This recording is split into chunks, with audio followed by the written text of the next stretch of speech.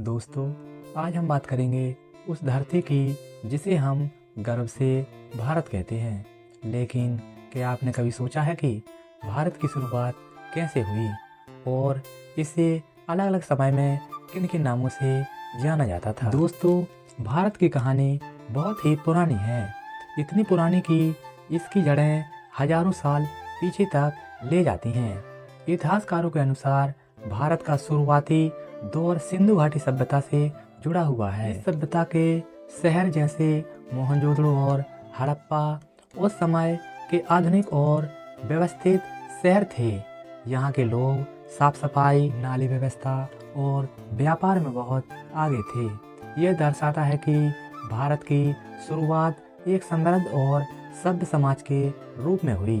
धीरे धीरे समय बदला और भारत में वैदिक काल आया। इस दौर में ऋषि मुनियों ने वेदों की रचना की। इस समय भारत को कई नामों से जाना जाता था।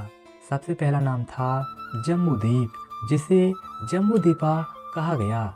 यह नाम प्राचीन धार्मिक ग्रंथों में मिलता है। तो इसके बाद भारत को आर्यवर्त कहा गया, जिनका मतलब था आर्यों की भूमि। यह नाम उस समय प्रचलित था। अब यहाँ वैदिक संस्कृति विकसित हो रही थी। प्राचीन ग्रंथों में आर्यवर्ता का उल्लेख मिलता है।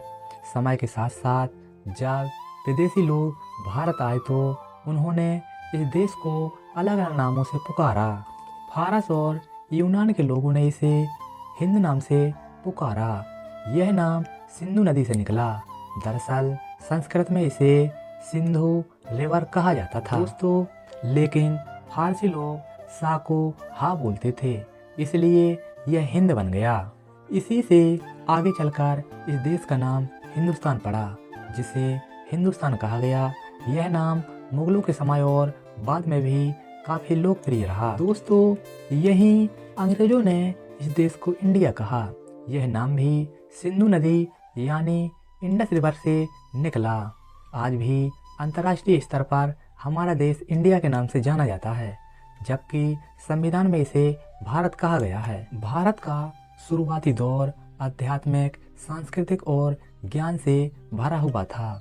यहाँ नालंदा और तक्षशिला जैसे महान विश्वविद्यालय थे, जहाँ दुनिया भर से छात्र पढ़ने आते थे। यहाँ योग, आयुर्वेद, गणित और खगोल विज्ञान का विकास हुआ। शून्य की खोज भी भारत में हुई, जिसने पूरी दुनिया को बदल दिया। दोस्तों, उस समय के लोग प्रकृति के करीब रहते थे। गांवों में जीवन सरल और संतुलित था।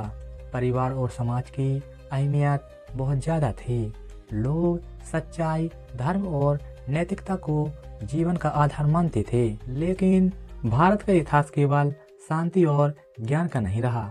समय समय पर इस देश पर कई आक्रमण हुए, फिर भी भारत की संस्कृति कभी खत्म नहीं हुई।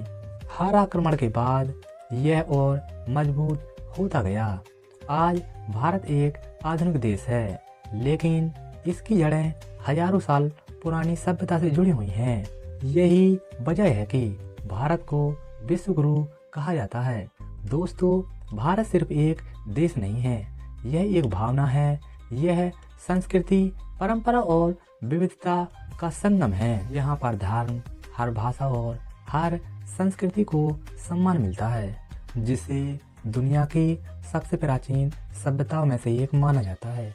लगभग 2500 ईसा पूर्व आज से पाकिस्तान और उत्तर पश्चिम भारत में एक महान सभ्यता विकसित हुई, जिसे इंडिया वैली सिविलाइजेशन कहा जाता है। अगर आपको अपने देश पर गर्व है तो इस कहानी को शेयर जरूर करें, क्योंकि भारत की कहानी जितनी पुरानी है उतनी ही महान भी है। दोस्तों, यह छोटा सा वीडियो आपको कैसा लगा?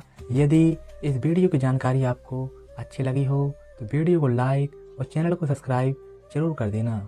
और यदि आप भी अपने भारत के बारे में कुछ जानते हैं तो कमेंट बॉक्स में कमेंट जरूर करें।